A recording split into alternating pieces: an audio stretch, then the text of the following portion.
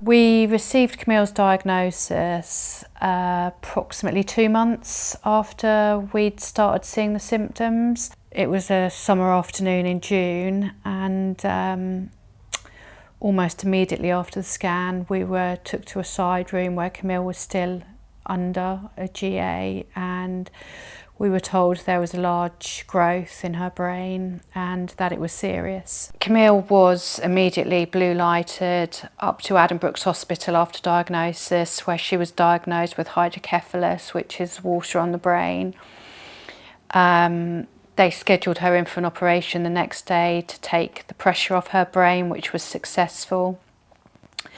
And then there was meetings with the surgeon and we were told her tumour was inoperable. And I think the words that were spoken was, your little girl is very poorly.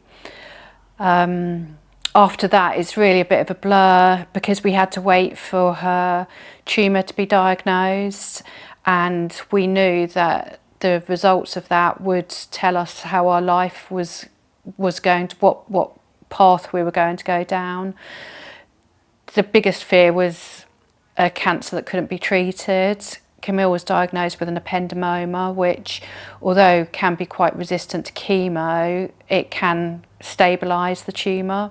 And Camille underwent 16 months of chemo, and during that time she was getting infections every other week.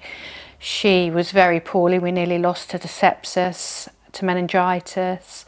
It was 16 months of absolute hell. And then after 16 months, she got the sepsis, she got a really bad infection. They couldn't carry on with chemo. And so the only option we had at that point was neurosurgery. We actually sent her scans around the world and got a second opinion from Alderhay, who had a surgeon there who felt he could get it all out over, 2 or 3 operations. So that's the road we went down.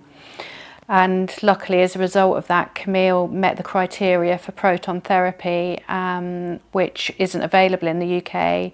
So we had to fly over to Florida, and we lived there for about 4 months while she underwent daily general anaesthetics and underwent 33 rounds of proton therapy, which was the maximum that they would allow her to have.